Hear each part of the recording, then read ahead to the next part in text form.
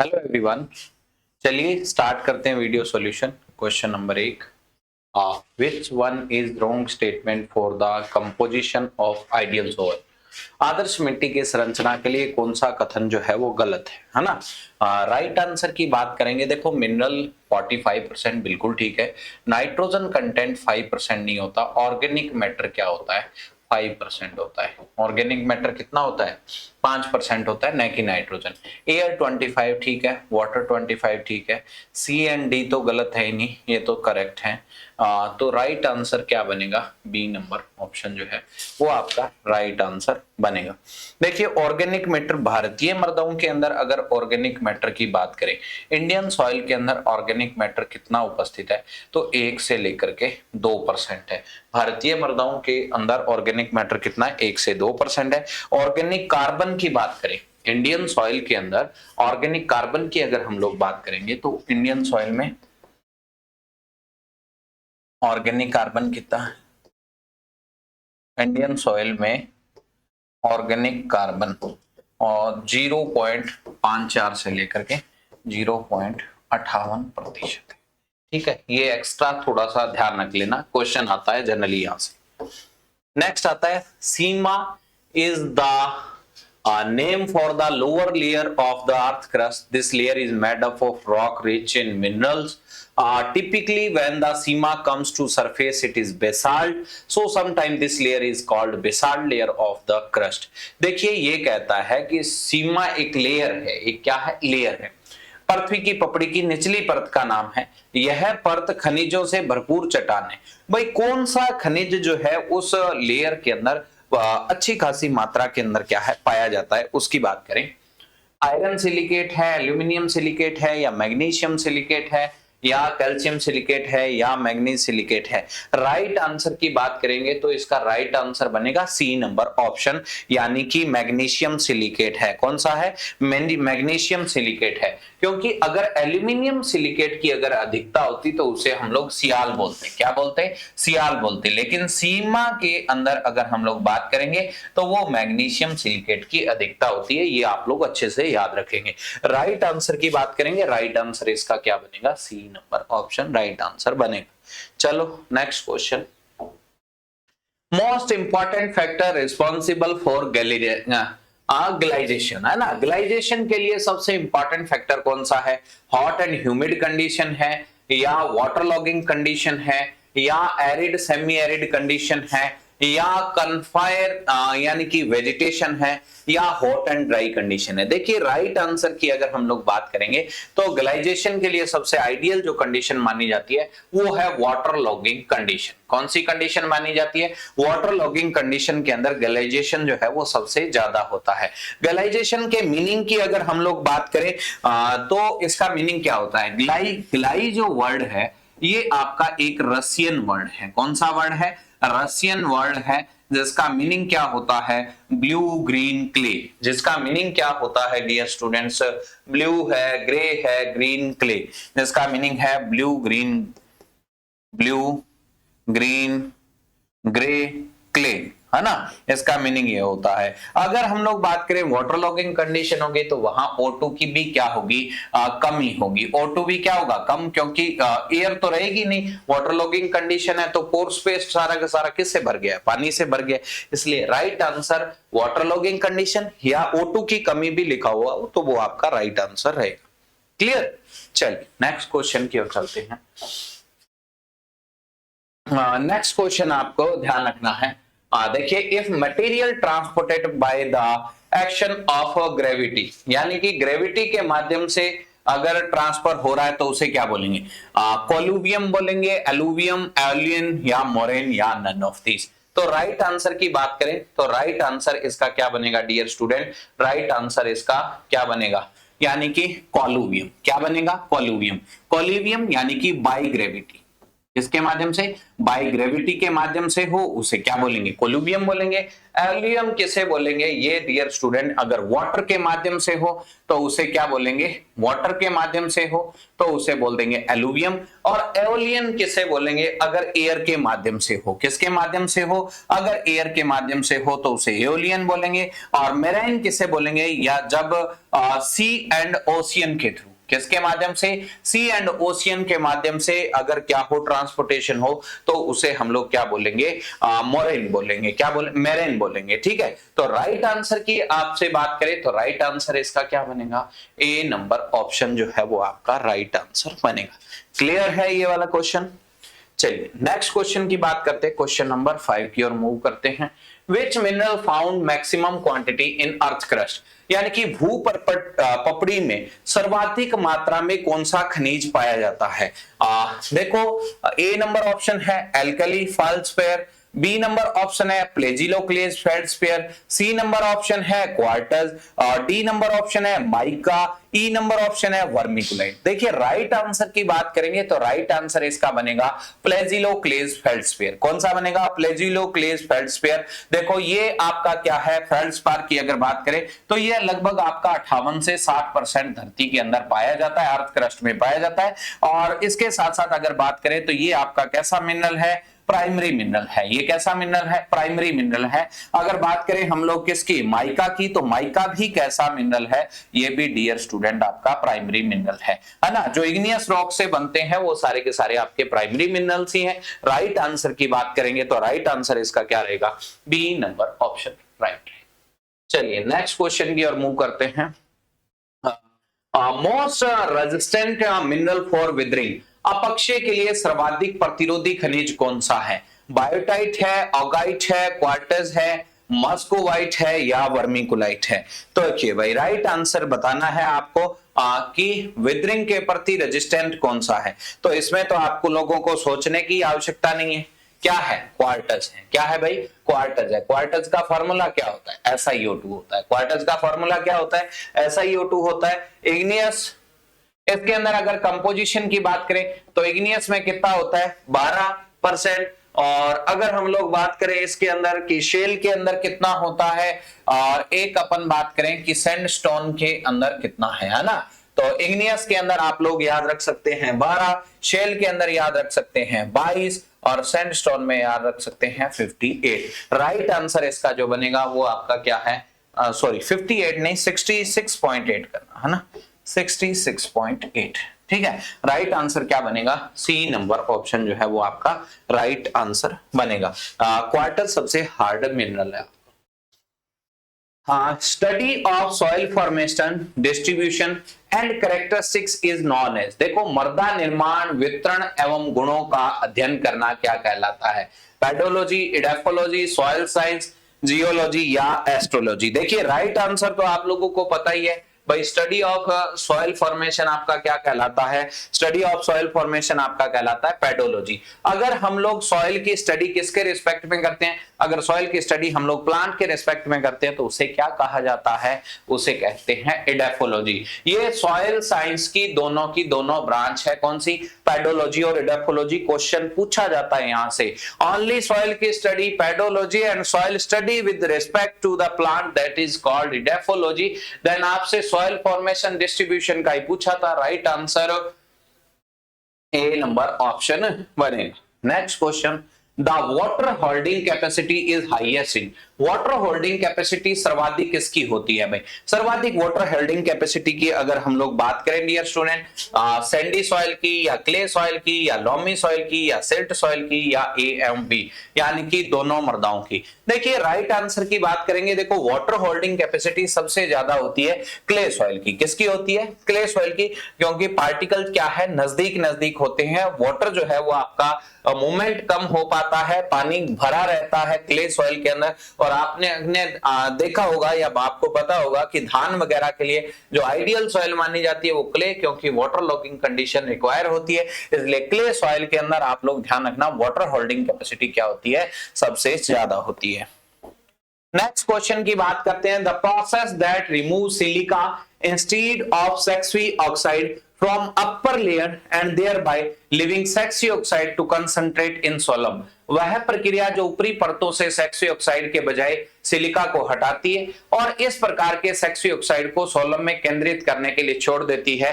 इस प्रोसेस को dear student हम लोग क्या कहते हैं, यह प्रोसेस आपका क्या कहलाती है कि सिलिका को अपर सरफेस से रिमूव करना और आपका लोअर सरफेस के अंदर छोड़ देना क्या कहलाता है। ये तो प्रोसेस आपकी क्या कहलाएगी, लेटराइजेशन कहलाएगी। क्या कहलाएगी, लेटराइजेशन कहलाएगी। और आपसे पूछ ले डी कैल्शियम डीकैल्सिफिकेशन, तो removal of calcium carbonate, removal of यानी कि कैल्शियम कार्बोनेट का हटना क्या कहलाता है, रिमूवल ऑफ कैल्शियम कार्बोनेट क्या कहलाता है, डीकैल्सिफिकेशन कहलाता है। क्या कहलाता है, डीकैल्सिफिकेशन जो है वो कहलाता है। अगर इल्यूविएशन की बात करें तो deposit of soil mineral lower layer, है ना, सॉइल मिनरल का लोअर लेयर के अंदर डिपॉजिट होना, लोअर लेयर के ऊपर क्या होना, सॉइल मिनरल का डिपॉजिट होना, सॉइल मिनरल का डिपॉजिट होना क्या कहलाता है, इल्यूविएशन कहलाता है। क्या कहलाता है, इल्यूविएशन कहलाता है। अगर बात करें ओरिजिनेशन की तो differentiation of soil in different zone, soil के अंदर आपने देखा होगा डिफरेंट डिफरेंट होरिजन बने होते हैं, तो इनके डिफरेंशिएशन को क्या बोल देते हैं, ओरिजिनेशन बोल देते हैं। क्या बोल देते हैं, ओरिजिनेशन। और इल्यूविएशन की बात करें तो translocation of certain clay mineral like as clay, Fe2O3, Al2O3, humus है, कैल्शियम कार्बोनेट है, इनका क्या होना यानी कि मूवमेंट होना ही आपका क्या कहलाता है, इल्यूविएशन कहलाता है। क्या कहलाता है, इल्यूविएशन कहलाता है। यानी कि ट्रांसलोकेशन ऑफ सर्टेन कले है, कैल्शियम कार्बोनेट है, Fe2O3 है, तो इनका क्या होना, ट्रांसलोकेट होना, है ना, कहां से, from soil body to other, soil body से कहीं अदर स्थान पर मूवमेंट होना। तो राइट आंसर की बात करेंगे, राइट आंसर तो आपको पता ही है, क्या बनेगा, ए नंबर ऑप्शन बोले तो लेटराइजेशन। क्लियर है, चले आगे।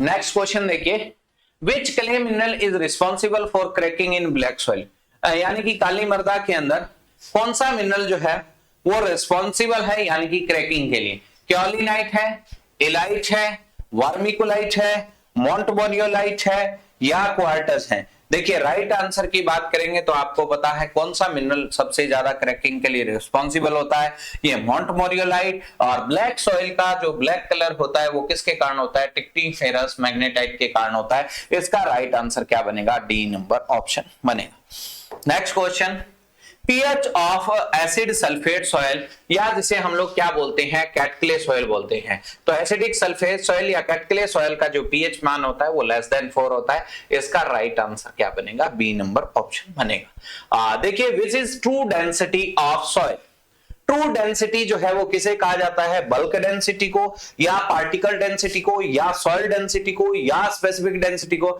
या सभी को हम लोग क्या बोलते हैं, ट्रू डेंसिटी बोलते हैं। देखिए राइट आंसर की अगर हम लोग बात करेंगे डियर स्टूडेंट्स तो वो बनेगा पार्टिकल डेंसिटी। वो क्या बनेगा, पार्टिकल डेंसिटी। यानी कि ट्रू डेंसिटी हम लोग किसे बोलते हैं, जो only and only soil particle होता है उसकी डेंसिटी को ही क्या कहा जाता है, यानी कि ट्रू डेंसिटी जो है वो कहा जाता है। ठीक है, यानी कि weight of dry soil upon volume of dry soil. इसका फॉर्मूला क्या होता है पीडी का, weight of dry soil, weight of dry soil upon volume of dry soil, volume of dry soil. तो ये डियर स्टूडेंट्स आपका क्या बनेगा, पार्टिकल डेंसिटी का फॉर्मूला बनेगा, है ना। और अगर हम लोग बात करें बल्क डेंसिटी की तो सॉइल सॉलिड का वेट अपॉन उसका वॉल्यूम, है ना, सॉइल सॉलिड का वेट, सॉइल सॉलिड का weight, soil solid weight upon volume of soil, upon volume of soil, है ना, वॉल्यूम ऑफ सॉइल। इसके अंदर पोर स्पेस भी आ जाता है और पार्टिकल डेंसिटी होती है true density weight of dry soil upon volume of dry soil. यानी कि तो ये आप लोग ध्यान रख लेना, ग्राम पर क्यूबिक सेंटीमीटर आंसर बनता है। इसकी यूनिट क्या होती है, ग्राम पर क्यूबिक सेंटीमीटर। ठीक है, तो राइट आंसर है B number option. Next move करें, sodium absorption ratio should be in irrigation water, SAR value जो है वो आपके इरिगेशन वाटर की कितनी होनी चाहिए, ये तो आप लोगों को पता है। यहां से IBPS AFO के अंदर सोडियम एब्जॉर्प्शन रेशियो जो है वो आपको 2 वैल्यू दे करके पूछा भी गया था। तो इंपॉर्टेंट पार्ट है, ध्यान रखना, सोडियम एब्जॉर्प्शन रेशियो जो इरिगेशन वाटर का होता है वो कितना होता है आपका 10 होता है। नेक्स्ट देखिए भाई, नेक्स्ट क्वेश्चन की बात करते हैं। Soil formation factor according to Jenny, Jenny के अकॉर्डिंग आपके 5 फैक्टर थे, कौन कौन से? पेरेंट मटेरियल है, क्लाइमेट है, आपका रिलीफ है, टोपोग्राफी है। तो ये आपका कौन सा होगा? 5 फैक्टर थे, तो इसका राइट आंसर क्या बनेगा आपका? सी नंबर ऑप्शन बनेगा, FCLORPT, CLORPT इस तरीके से याद रख सकते हैं। तो जेनी ने इनका इंपैक्ट भी बताया था कि सॉइल के ऊपर क्या इंपैक्ट है, तो इसका राइट आंसर क्या बनेगा? C number option. नेक्स्ट देखिए, which of the following ion is not found in excess in acidic soil, कौन सा आयन जो है वो आपका ज्यादा मात्रा के अंदर नहीं पाया जाता है? Ion is not found in excess in acidic soil, तो ये भाई आपका मैग्नीशियम जो है इसके प्रति अपोजिट रिलेशन होता है, ये आपका नहीं पाया जाता है। राइट आंसर की बात करेंगे, C number option. Which one is a wrong statement, wrong statement आपका कौन सा है? एपेटाइट बोलता है सोर्स है फास्फोरस का, फेल्ड्स्पार, बायोटाइट, मस्कोवाइट ये है पोटेशियम का, और उसके बाद बात करें क्लोराइट है, डोलोमाइट है, ये सोर्स है आपका Mn का। तो Mn का तो नहीं है भाई, Mn का तो नहीं है, ये है सोर्स आपके मैग्नीशियम के, कैल्शियम के, डोलोमाइट तो कैल्शियम का भी है, तो टूरमेलिन बोरॉन का भी है। तो इसका राइट आंसर क्या बनेगा? सी नंबर ऑप्शन है ना, मैग्नीज नहीं होगा, मैग्नीशियम होगा। मूव करते हैं नेक्स्ट क्वेश्चन की ओर। Soil structure found in cultivated area, कौन सी सॉइल स्ट्रक्चर जो है वो कल्टिवेटेड एरिया के अंदर पाई जाती है?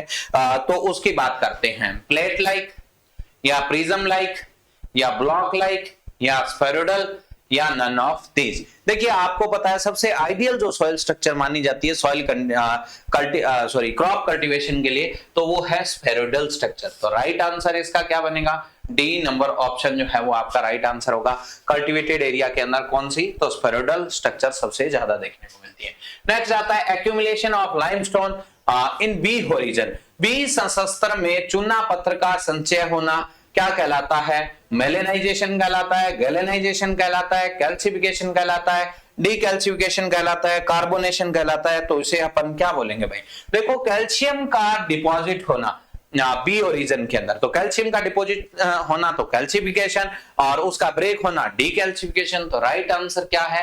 कैल्सिफिकेशन। डीकैल्सिफिकेशन यानी कि रिमूवल ऑफ कैल्शियम कार्बोनेट, और कार्बोनेशन यानी कि कार्बन डिपॉजिट, और इसका आंसर बनेगा सी नंबर ऑप्शन। चलिए नेक्स्ट देखो, cyst is a type of, cyst किस तरीके की यानी कि रॉक्स है? इग्नियस रॉक्स है, या सेडिमेंट्री रॉक्स है, या मेटामॉर्फिक रॉक्स है, या एक्सट्रूसिव रॉक्स है, या आपको दिया गया है नन ऑफ दीज, या इनमें से कोई नहीं है। तो देखिए भाई अगर अपन बात करें सिस्ट की, तो ये क्या होती है? ताप एवं दाब के यानी कि जो इग्नियस रॉक्स होती है उनके ताप दाब के पश्चात जो है वो मेटामॉर्फिक रॉक्स का निर्माण होता है। और ये जो रॉक्स है डियर स्टूडेंट, सिस्ट जो है वो आपकी कैसी रॉक्स है? मेटामॉर्फिक रॉक्स है। अगर एग्जांपल की बात करें और कौन कौन से हो सकते हैं, जैसे अपन बात करें ग्नीस है, इसके अलावा अगर अपन बात करें क्वार्टेजाइट है, और इसके अलावा अगर अपन बात करें नीस हो गया, क्वार्टेजाइट हो गया, शेल हो गया, इसके अलावा अगर अपन बात करें मार्बल हो गया। तो ये सारी की सारी कैसी है भाई? ये आपके सारे के सारे एग्जांपल हैं किसके? मेटामॉर्फिक रॉक्स के। तो राइट आंसर इसका क्या बनेगा? सी नंबर ऑप्शन जो है वो राइट आंसर बनेगा। क्लियर है यहां तक? चलिए नेक्स्ट क्वेश्चन की ओर चलते हैं।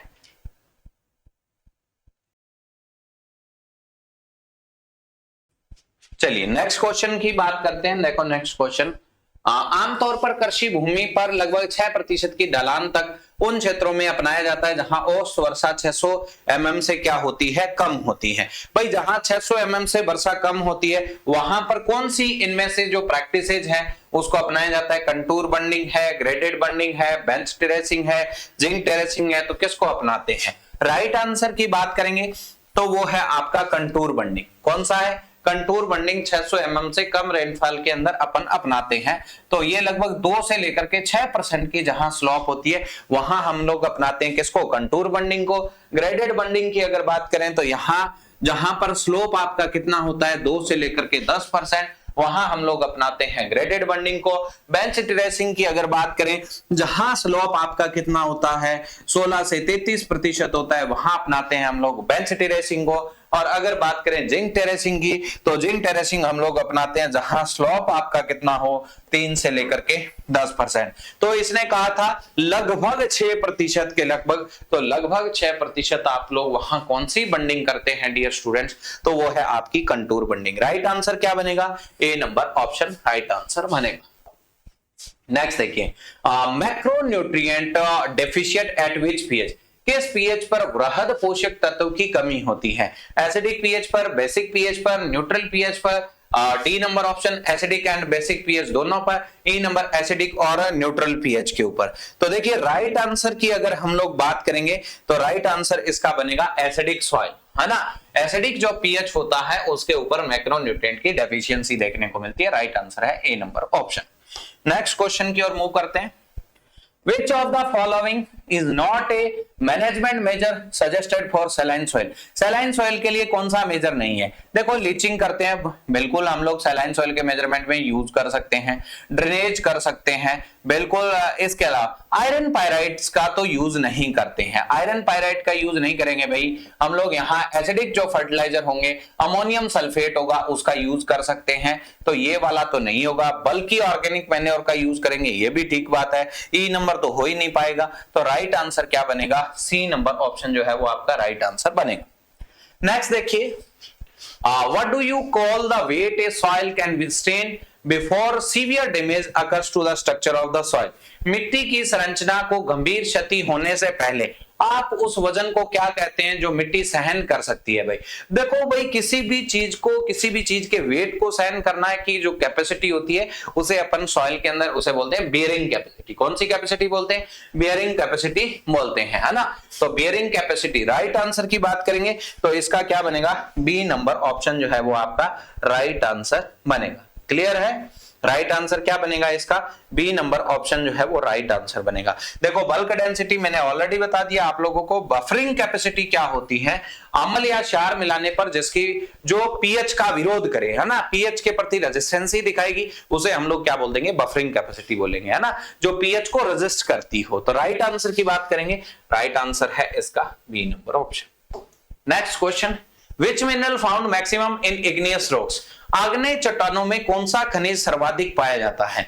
आग्नेय चट्टानों में फेल्ड्स्पार है या एमिफोबोल या पायरोजीन्स है या क्वार्टज है या माइका है या वर्मिकुलाइट है, कौन सा सबसे ज्यादा पाया जाता है भाई, कौन सा मिनरल सबसे ज्यादा पाया जाता है। राइट आंसर आपका फेल्ड्स्पार ही इग्नियस में प्राइमरी मिनरल्स है और माइका भी प्राइमरी मिनरल्स है सबसे ज्यादा, यानी कि वेदरिंग के प्रति रेजिस्टेंट मिनरल्स आपका क्वार्टज है। इसका राइट आंसर बनेगा ए नंबर ऑप्शन।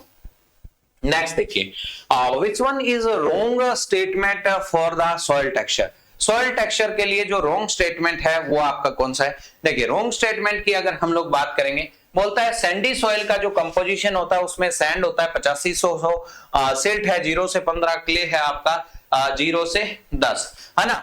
और सैंडी सॉइल में सैंड 43 से 80, सिल्ट 0 से 50, क्ले बिल्कुल ठीक है 0 से 20, ये तो ठीक है। लॉमी सॉइल की बात करें, सैंड 23 से 52 ठीक है, सिल्ट 28 से 50 ठीक है, क्ले सॉइल 7 से 27 ये भी ठीक है। सिल्ट लॉम की बात करें तो जो बोलता है सैंड 0 से 50 होगा, सिल्ट बोलता है 20 से 50 होगा, नहीं भाई 20 से 50 नहीं होगा, ये सिल्ट जो होगा इसके अंदर सिल्ट लॉम है, सिल्ट का तो कंपोजिशन ज्यादा होगा 50 से 88 होगा, है ना। क्ले 0 से 27 बिल्कुल ठीक है। राइट आंसर की बात करेंगे तो राइट आंसर इसका क्या बनेगा, डी नंबर ऑप्शन जो है वो राइट आंसर बनेगा। Next question, soil colour spectrum given by, है ना, मर्दा रंग स्पेक्ट्रम, सॉइल कलर जो है वो किसके द्वारा, स्पेक्ट्रम किसके द्वारा दिया गया था। देखो भाई ए नंबर ऑप्शन है professor Albert H Munsell, B number option Richard and Gardner, C number बेंजरिक है, डी नंबर वेलेंस एंड वेलेंस है और ई नंबर है डॉक्चेव। डॉक्चेव तो को आप लोग जानते ही हैं, फादर ऑफ सॉइल साइंस है, और अगर अपन बात करें सॉइल स्पेक्ट्रम की, तो ये आपका दिया था मुनसेल ने। किसने दिया था? मुनसेल ने। राइट आंसर क्या बनेगा? ए नंबर। रिचार्ड एंड गार्डनर ने क्या किया था? टेंसियोमीटर की खोज की थी। किसकी खोज की थी? टेंसियोमीटर की खोज की थी, जो मृदा के अंदर, सॉइल के अंदर सॉइल टेंशन को मेजर करता है। किसको मेजर करता है? सॉइल टेंशन को। और सॉइल टेंशन की अगर हम लोग बात करें जी स्टूडेंट, तो वो है 0.85 बार से यानी कि जो टेंशन यानी कि होता है उससे कम कम मेजर करता है। और इसका यूज हम लोग ब्लैक सॉइल के अंदर नहीं कर सकते, एग्जैक्ट मेजरमेंट नहीं आता है, तो सैंडी सॉइल में ज्यादातर यूजफुल है ये आपका टेंसियोमीटर। और ठीक है, और फादर ऑफ वायरोलॉजी है बेंजरिक, तो बेंजरिक का इसमें कोई रोल ही नहीं, आंसर बनेगा इसका ए नंबर ऑप्शन। इसके अलावा एक दो चीज और भी बता देता हूं मैं मुनसेल कलर चार्ट से। इसमें हमारे पास तीन चीज होती है, एक तो ह्यू होता है, एक वैल्यू होता है, और एक हमारे पास क्या होता है? क्रोमा। ह्यू होता है, एक वैल्यू होता है, और दूसरा हमारे पास होता है क्रोमा। ह्यू की अगर हम लोग बात करें तो ह्यू बताता है डोमिनेंट कलर। ह्यू क्या बताता है? डोमिनेंट कलर बताता है। वैल्यू की बात करें तो वैल्यू क्या बताती है? डार्कनेस और लाइटनेस कलर की, है ना। डार्कनेस और लाइटनेस, डार्कनेस और लाइटनेस कलर की आपको कौन बताता है?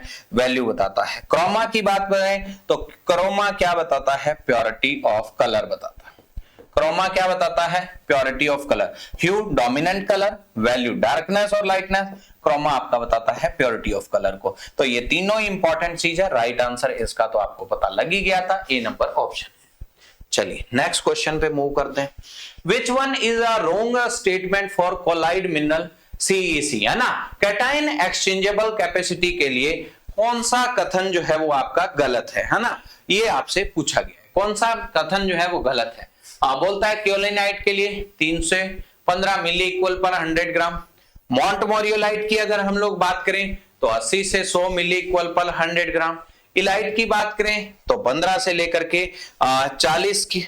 और अगर हम लोग बात करें ऑर्गेनिक सॉइल की तो ये है 50 से 100 मिली इक्वल पर 100 ग्राम। ई नंबर ऑप्शन है नन ऑफ दी। ये तो बिल्कुल ठीक है, कैटाइन एक्सचेंजेबल कैपेसिटी सबकी ठीक है। राइट आंसर इसका बनेगा ई नंबर ऑप्शन। कोई सा भी स्टेटमेंट जो है वो आपका गलत नहीं है। चलिए, ह्यूमस की भी 200 के लगभग होती है। वैल्यू ऑफ परमानेंट वेल्टिंग पॉइंट, है ना। परमानेंट वेल्टिंग यानी कि स्थायी मलानी बिंदु का मान क्या है। यहां से भी लास्ट ईयर एएफओ में क्वेश्चन आया था, तो पूछा जाता है भाई आप लोग बताएं -1/3 बार, 0 बार, -15 बार, 31 बार, या आप लोग बताएं 60 बार, कौन सा होगा। देखिए राइट आंसर की बात करें, राइट आंसर इसका तो बनेगा सी नंबर ऑप्शन, है ना। परमानेंट विल्टिंग पॉइंट, स्थायी मलानी बिंदु का मान क्या होगा। सी नंबर ऑप्शन जो है वो आपका राइट आंसर बनेगा। ठीक है, -1/3 से -31 की बात करें तो यहां पर तो कैपिलरी वाटर आ जाता है। कौन सा वाटर आ जाता है? कैपिलरी। ये वाला क्वेश्चन भी बहुत पूछा जाता है कि कैपिलरी का जो पॉइंट है वो आपका -1/3 से -31 है। ग्रेविटेशनल वाटर की बात करें तो ग्रेविटेशनल -1/3 है। ग्रेविटेशनल -1/3 बार के ऊपर कौन सा आ जाता है? ग्रेविटेशनल। और हाइग्रोस्कोपिक की बात करें तो -31 बार के ऊपर कौन सा आ जाता है? हाइग्रोस्कोपिक वाटर आ जाता है। और हाइग्रोस्कोपिक वाटर को सबसे ज्यादा ग्रहण करने का काम कौन करता है? इसको प्लांट नहीं ले पाते, इसको माइक्रो ऑर्गेनिज्म ग्रहण करते हैं। प्लांट का आपसे पूछ ले प्लांट कौन सा पानी ग्रहण करते हैं तो कैपिलरी वाटर लेते हैं, लेकिन सारा का सारा कैपिलरी वाटर प्लांट जो है वो अपटेक नहीं कर पाते हैं। तो इसका राइट आंसर आपको पता लग गया, तो सी नंबर ऑप्शन होगा। नेक्स्ट चलिए, next question, soil consistency that allow molding of a soil to any shape without breaking, when cultivated it tend to molded or puddled into lumps instead of clouds and become extremely hard when dry। तो ये कहता है इस consistency को हम लोग जो है वो क्या बोलेंगे? हार्श कंसिस्टेंसी बोलेंगे, या फ्राइब कंसिस्टेंसी बोलेंगे, या प्लास्टिक कंसिस्टेंसी बोलेंगे, या स्टिक कंसिस्टेंसी बोलेंगे, या नन ऑफ दिस। देखिए भाई ये कहता है कि मिट्टी जो है वो आपकी टूटती नहीं है, उसके ढेले बन जाते हैं और सूखते हैं तो वो हार्ड हो जाते हैं। तो भाई हार्श कंसिस्टेंसी क्या होती है? जब कंडीशन ड्राई होती है बिल्कुल, तो आपकी कौन सी कंसिस्टेंसी देखने को मिलती है? सॉइल जब ड्राई होती है तो उसकी कंसिस्टेंसी होती है हार्श। कौन सी कंसिस्टेंसी? कि वो हार्ड होती है। और फ्राइबल कंसिस्टेंसी की बात करें, मृदा के अंदर क्या होता है? सफिशिएंट मॉइस्चर होता है, और मृदा को जब हम लोग कल्टीवेटेड करते हैं तो वो बिल्कुल भुरभुरी होती है। तो भुरभुरी जो स्थिरता है, या उसे हम लोग फ्राइब कंसिस्टेंसी, जो सबसे ज्यादा यानी कि क्रॉप कल्टीवेशन के लिए आइडियल मानी जाती है। और प्लास्टिक कंसिस्टेंसी की बात करें, जब क्या है, इतना मॉइस्चर होता है कि उसके अंदर ढेले बन जाते हैं, ढेले टूटते नहीं है, और जब सूखते हैं तो बिल्कुल क्या हो जाते हैं? हार्ड हो जाते हैं। तो ये वही कंसिस्टेंसी है जो आपसे पूछी जा रही है। राइट आंसर बनेगा सी नंबर। और स्टिकी कंसिस्टेंसी तो आप लोग जानते हो, बिल्कुल मडी जो पेस्ट बनता है उसमें जो कंसिस्टेंसी आपको देखने को मिलती है वो कौन सी होती है भाई? आपकी स्टिकी कंसिस्टेंसी होती है। तो राइट आंसर की बात करेंगे तो इसका राइट आंसर है C number option. Which one is 2:1 fully expanding type mineral? कौन सा मिनरल जो है वो फुली एक्सपेंडिंग टाइप का है? मोंटमोरियोलाइट है, क्योलिनाइट है, हेलोसाइट है, वर्मिकुलाइट है, या अगर अपन बात करें क्वार्टज है। देखिए भाई 2:2 फुली एक्सपेंडिंग टाइप मिनरल्स की अगर हम लोग बात करेंगे तो इसका राइट आंसर बनेगा मोंटमोरियोलाइट। कौन सा मिनरल है? फुली एक्सपेंडिंग तो आपका कौन सा है डियर स्टूडेंट? है मोंटमोरियोलाइट है। नॉन एक्सपेंडिंग की बात करें तो नॉन एक्सपेंडिंग में आप लोग लिख सकते हो बायोटाइट है, बिल्कुल आपका नॉन एक्सपेंडिंग टाइप का है, 2:1 टाइप है। मस्कोवाइट है, ये भी आपका 2:1 टाइप है, मस्कोवाइट। और इसके अलावा अगर हम लोग बात करें इलाइट की तो इलाइट भी आपका कैसा मिनरल है? ये तीनों के तीनों आपके नॉन एक्सपेंडिंग टाइप है। और अगर आपसे पूछ ले कि मीडियम लेवल के ऊपर या लेस एक्सपेंडिंग टाइप जो है 2:1 टाइप कौन सा है? लेस एक्सपेंडिंग, जो कम यानी कि विस्तारित हो, लेस एक्सपेंडिंग हो, वो आपका कौन सा है? वो वर्मिकुलाइट है। कौन सा है? वर्मिकुलाइट है ना। ये तो सबसे ज्यादा फैलता है, ये फैलते ही नहीं है, और ये आपका कम फैलता है। 2:1 टाइप में 3 टाइप है। इसका राइट आंसर की बात करेंगे वही नंबर। क्लियर? चलिए next question. If soil erosion occurs due to both water and wind, then what is it is called? अगर जल है वायु दोनों से, देखो अकेला जल के माध्यम से हो तो वाटर इरोजन, अकेला विंड के माध्यम से हो विंड इरोजन, और वाटर और विंड दोनों एक साथ हो जाएंगे तो उसे क्या बोलेंगे? Wave erosion. क्या कहेंगे? Wave erosion. देखिए इरोजन क्या होता है? Detachment, transfer and deposition of soil particle from one place to another place, यानी कि सॉइल पार्टिकल का टूट करके, है ना, और यानी कि उड़ करके दूसरी जगह पर ट्रांसफर होना क्या कहलाता है? दूसरी जगह पर ट्रांसफर होना क्या कहलाता है? Wave erosion. तो वेव इरोजन बेसिकली हम लोग किसे बोलते हैं? वेव इरोजन बोलते हैं transfer, detachment, transfer and deposition of the soil particle, that is called wave erosion, sorry erosion. तो राइट आंसर है E number, D number option. Next question, Which one is most harmful water erosion? Splash erosion है, sheet है, rill है, gully है, wave erosion है। Splash erosion है, sheet erosion है, रिल erosion है, इसके अलावा अगर हम लोग बात करें तो कौन सा? गली इरोजन है। तो इसके अंदर राइट आंसर कौन सा बनेगा? मोस्ट हार्मफुल वाटर इरोजन, सर्वाधिक हानिकारक अवस्था जो है वो आपकी कौन सी है? Most harmful water erosion. तो ये आपका कौन सा बनेगा भाई? Sheet erosion. कौन सा है? Sheet erosion. समझ ले थोड़ा सा, मैं बता देता हूं। जैसे मान लीजिए ये कोई सॉइल पार्टिकल है ना, यहां से वर्षा की बूंद गिरती है, ये पार्टिकल हल्का सा अपना स्थान छोड़ करके आगे मूव हो जाता है प्रेशर की वजह से, उसे बोल देते हैं स्प्लैश इरोजन। शीट हल्का हल्का बहना स्टार्ट हो जाएगा, शीट इरोजन बोलेंगे। रिल छोटी छोटी खालियां बननी स्टार्ट हो जाएगी, नालियां बननी स्टार्ट हो जाएगी। गली इरोजन बड़ी खालियां बननी स्टार्ट हो जाएगी, इसे अपन क्या बोलेंगे? गली। विंड और वाटर इरोजन को क्या बोल देते हैं? वेव इरोजन बोल देते हैं। तो आपसे पूछा गया है हार्मफुल वाटर इरोजन, तो ये है आपका शीट, क्योंकि इसमें न्यूट्रिएंट का हाथ सबसे ज्यादा होता है। फार्मर डेथ के नाम से भी इसे जाना जाता है। राइट आंसर इसका क्या बनेगा? B number option. Soil acidity is due to the quantity of hydrogen ion that are present in the soil water solution. है ना। मृदा अम्लता मिट्टी के पानी के घोल में मौजूद हाइड्रोजन आयनों की मात्रा के कारण होती है। इस तरीके की एसिडिटी को क्या बोलते हैं, जो वाटर में सोल्यूलाइज H+ आयन है उनके कारण हो रही है। तो देखिए भाई, राइट आंसर की अगर हम लोग बात करेंगे तो इसका राइट आंसर तो क्या बनेगा भाई, आपकी एक्टिव एसिडिटी। कौन सी, एक्टिव एसिडिटी, है ना। जो CAC के ऊपर एक्सचेंज होती रहे उसे बोल देते हैं एक्सचेंजेबल एसिडिटी। और जो इन दोनों के अलावा फिर भी क्या बच जाती है, एसिडिटी जो है बच जाती है, उसे हम लोग क्या बोल देते हैं, रेजिडुअल एसिडिटी बोल देते हैं। ठीक है, तो इसका आंसर क्या बनेगा, ए नंबर ऑप्शन बनेगा। Press mud use for एमेलियोरेशन of which type of soil.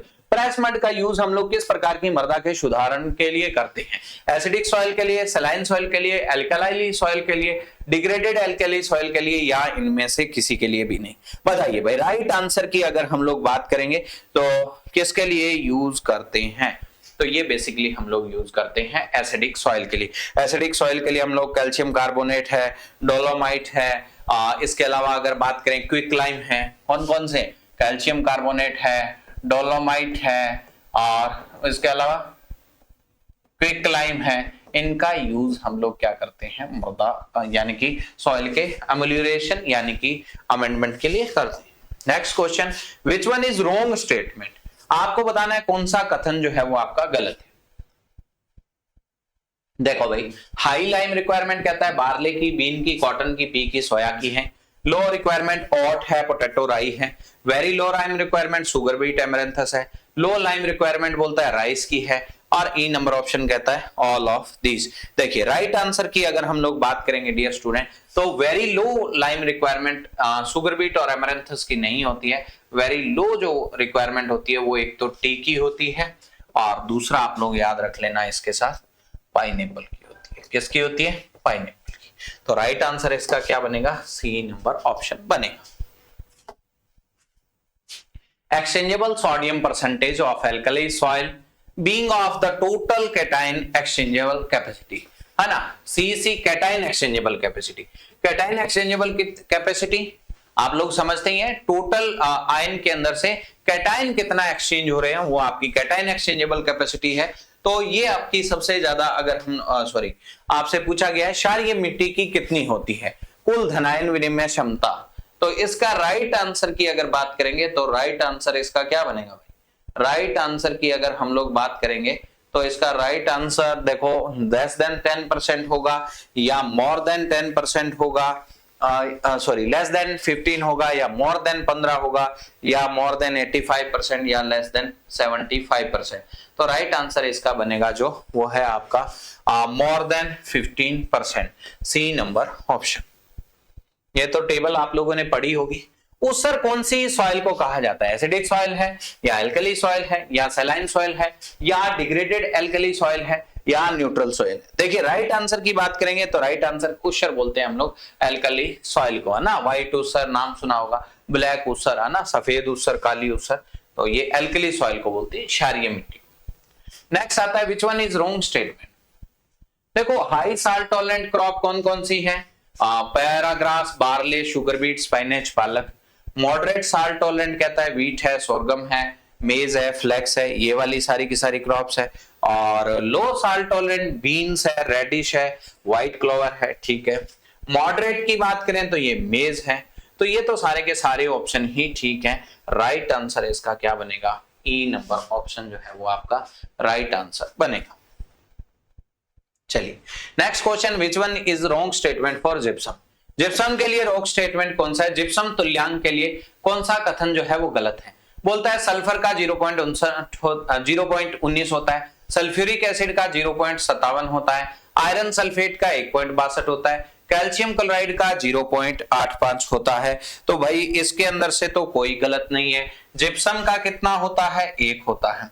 Gypsum तो आपको पता ही है, जिप्सम के तो कंपेयर में बताना है, जिप्सम का कितना है, 1 है। आयरन पायराइट की बात करेंगे, लिखा नहीं है ना, आयरन पायराइट का भी ध्यान रख लेना, 0.63 होता है। कितना, 0.63, ठीक है। चल नेक्स्ट मूव करते हैं, नेक्स्ट क्वेश्चन।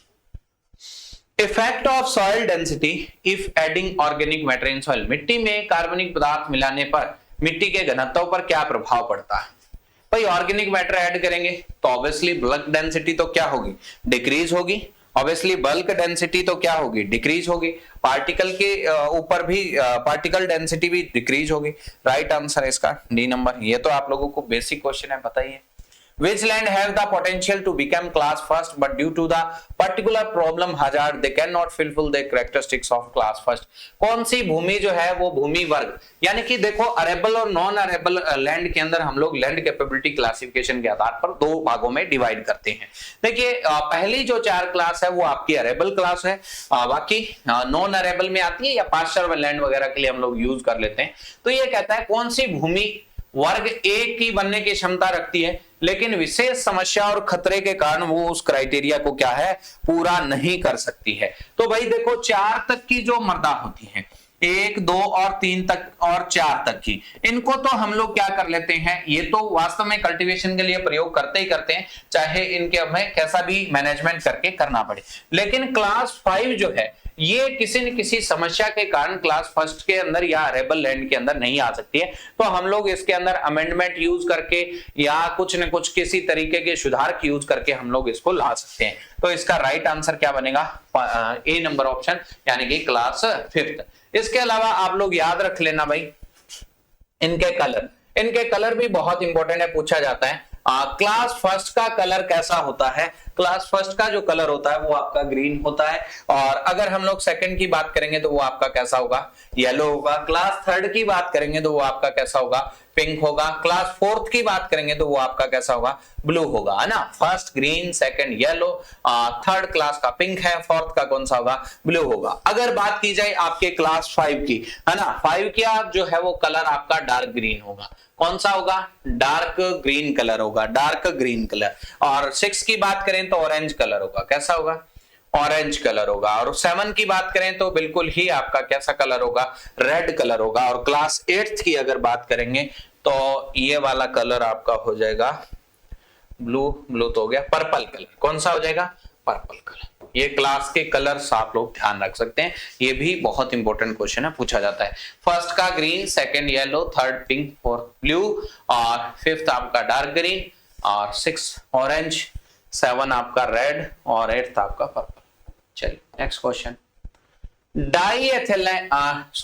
डाइथिलीन ट्राइमीन पेंटासेटेंट विधि का उपयोग किस पोषक तत्व विश्लेषण के लिए किया जाता है। डीटीपीए है उसका यूज हम लोग किसके लिए करते हैं भाई, जिंक के लिए, एमएन के लिए, कॉपर के लिए, या एफई के लिए। तो डीटीपी का यूज करते हैं हम लोग एफई के लिए। किसके लिए यूज करते हैं, एफई के लिए यूज करते हैं। Next question. अमोनियम एसीटेट जो है वो भी हम लोग किसके लिए यूज करते हैं, एफई के लिए यूज करते हैं, D number option. Next question. Which parameter are not analysis in soil health card? Soil health card scheme में कौन से पैरामीटर का विश्लेषण नहीं किया जाता है। देखो एनपीके तो जांचे ही जाते हैं, एनपीके तो जांचे जाते हैं। कैल्शियम, मैग्नीशियम, सल्फर कहता है मैक्रोन्यूट्रिएंट को जांचा जाता है। देखो भाई अगर हम लोग राइट आंसर की अगर बात करेंगे तो इसका राइट आंसर बी नंबर है। देखो कैल्शियम, मैग्नीशियम, सल्फर मैक्रोन्यूट्रिएंट नहीं चेक किए जाते हैं, ओनली एनपीके ही होते हैं, बाकी माइक्रोन्यूट्रिएंट है ना। और ये आपके फिजिकल पैरामीटर हैं, तो राइट आंसर इसका B number option. Which one is wrong statement for the CN ratio. CN ratio के रिगार्डिंग कौन सा स्टेटमेंट जो है वो आपका रॉन्ग स्टेटमेंट है सीएन रेशियो के रिगार्डिंग। तो देखिए राइट आंसर इसका क्या होगा भाई, राइट आंसर इसका क्या होगा, इंडियन सॉइल के अंदर भारतीय मृदाओं के अंदर 12:1, ठीक है, 8.5 से 12:1। माइक्रो ऑर्गेनिज्म में 5 से 10:1, ठीक है। पैडी स्टार के अंदर 80:1। लेग्यूम्स में 40-50:13 नहीं होगा, ये वाला गलत है। सारडस्ट में 300 से 500 ही होगा। लेग्यूम्स के अंदर होगा कितना भाई, तो ये आपका 40 से 50 नहीं है, 20 से 30:1 होगा, 20 से 30:1 होगा। राइट आंसर इसका डी नंबर स्टेटमेंट गलत बनेगा। चलिए नेक्स्ट मूव करते हैं, नेक्स्ट क्वेश्चन यहाँ। Which one is wrong statement for plant sample tag for plant nutrient analysis? कौन सा प्लांट न्यूट्रिएंट एनालिसिस के लिए रॉन्ग क्वेश्चन है। Third leaf from top rice, soybean, sugarcane, ठीक है। एपिकल बर्ड, व्हीट और बार्ले, नहीं भाई एपिकल बर्ड तो नहीं लेते हैं। Recently matured leaves pulses, potato, groundnut, jute और मस्टर्ड के लिए लेते हैं, ये ठीक है। ईयर लीफ मेज के लिए लेते हैं, ऑल ऑफ करेक्ट होगा ही नहीं, तो राइट आंसर इसका बनेगा B number option. Which land capability classification are suitable for occasional or limited cultivation because of unfavorable soil characteristics, slope, erosion, depth, drainage, adverse climatic condition, engineering measure are recommended here। तो ऐसी कौन सी class है जिसका हम लोग क्या करते हैं भाई, सुटेबल मैनेजमेंट के साथ, चाहे उसमें अमेंडमेंट ऐड करें, चाहे कोई इंजीनियरिंग टेक्निक हम लोग लगाएं, उसको लगा करके हम लोग उस पर कल्टीवेशन करते हैं, यानी कि मैनेज करते हैं। तो फर्स्ट ये तो चारों अरेबल है ही है भाई, इनमें तो करते ही हैं। तो पांचवी क्लास है जिसमें मृदा सुधारक वगैरह प्रयोग में ला करके हम लोग उसका मैनेजमेंट करते हैं। Next question, which state highest saline alkaline soil, सबसे ज्यादा जो सैलाइन एल्कलाइन सॉइल है वो आपके कौन से स्टेट की है, यूपी की है या गुजरात है या वेस्ट बंगाल है, राजस्थान है, महाराष्ट्र है, तो राइट आंसर यूपी का है। देखो भाई, black soil are generally, black soil के अंदर किस चीज की कमी होती है भाई, पुअर इन कंटेंट, लाइम की है, मैग्नीशियम की है, फॉस्फोरस की है या पोटास की है, या more than one of the above, उपरोक्त में से एक से ज्यादा किसी की कमी है। तो राइट आंसर की अगर हम लोग बात करें तो फॉस्फोरिक कंटेंट जो होता है वो ब्लैक सॉइल में कम होता है, राइट आंसर इसका C. Best soil temperature for nitrogen bacteria, ये तो 30 से 32, आइडियल आप लोग 32 डिग्री सेल्सियस मानेंगे, बहुत ही सही आंसर रहेगा।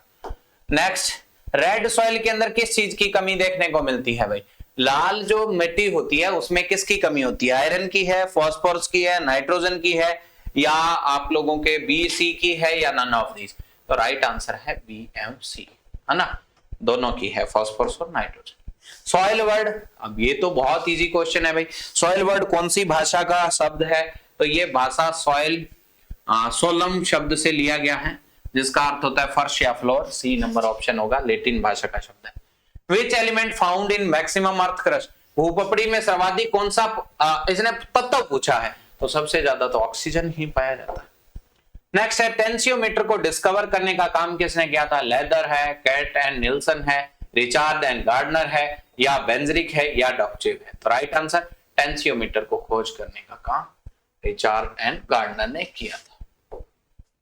It is adopted 2 to 10% slope area where drainage more than 600, पीछे पड़ गया है less than 600, अब पूछा है more than 600, तो राइट आंसर इसका कौन सी टेरेसिंग अपनाएंगे भाई, more than 600 है, 600 mm से ज्यादा है, बताओ भाई, टेरेसिंग पूछा है जहां 600 mm से ज्यादा हो वहां आप लोग बेंच टेरेसिंग को अपनाएं। देखो बेंच टेरेसिंग को अपनाएंगे आप लोग, है ना, तो ये आप लोग ध्यान रख लेना। देखो इसका आंसर जो है वो बेंच ट्रेसिंग न करके ना अपन ज्यादा करें 600 mm से ज्यादा, तो मैंने आपको पीछे भी बताया था। देखो जहां पर बेंच ट्रेसिंग तो 16 से 33 पे करते हैं, 2 से 10 अगर ग्रेडेड का कोई ऑप्शन है तो ग्रेडेड करेंगे, राइट आंसर क्या बनेगा, बी नंबर करना भाई इसका। बेंच ट्रेसिंग तो 16 से 33 पे करते हैं, तो इसका बी नंबर करना। Next, black colour of soil is due to titaniferous magnetite, goethite, glauconite, organic matter, anorthite. मिट्टी का काला रंग तो आपको पता ही है टिटनी फेरस मैग्नेटाइट के कारण होता है। मैक्सिमम विंड इरोजन कौन से स्टेट में, राजस्थान, केरला, वेस्ट बंगाल, एमपी, यूपी, तो ये तो भाई सबसे ड्राई स्टेट राजस्थान ही है, तो विंड इरोजन वही होगा। Most harmful phase of water erosion, सबसे ज्यादा जो हार्मफुल स्टेज अगर कोई मानी जाती है वाटर इरोजन की तो वो कौन सी है, स्प्लैश शीट मानी जाती है, या रिल है, या गली है, इनमें से कौन सी मानी जाती है भाई, ये तो आपको पता ही है, स्प्लैश शीट इरोजन मानी जाती है सबसे हार्मफुल स्टेज। ऑर्गेनिक मैटर से ऑर्गेनिक कार्बन में जाना है तो इसको किससे गुना करते हैं, किससे मल्टीप्लाई करते हैं, ऑर्गेनिक कार्बन को 1.724 से। Saturated hydraulic conductivity is measured by, saturated hydraulic conductivity को मेजरमेंट करने के लिए किसका यूज करते हैं डियर स्टूडेंट, ये आपका एमोजोमीटर का यूज करते हैं, किसका, एमोजोमीटर का यूज करते हैं। क्लियर है डियर स्टूडेंट्स, ये था आपके पेपर का video solution. Okay, thank you, मिलते हैं नेक्स्ट वीडियो सॉल्यूशन में। अच्छे तरीके से इनको क्वेश्चंस को प्रिपेयर करते रहें भाई, काफी सारे डिटेल एनालिसिस हम लोगों ने किया, काफी क्वेश्चन कवर किए। मिलते हैं नेक्स्ट वीडियो सॉल्यूशन के साथ। Okay, thank you.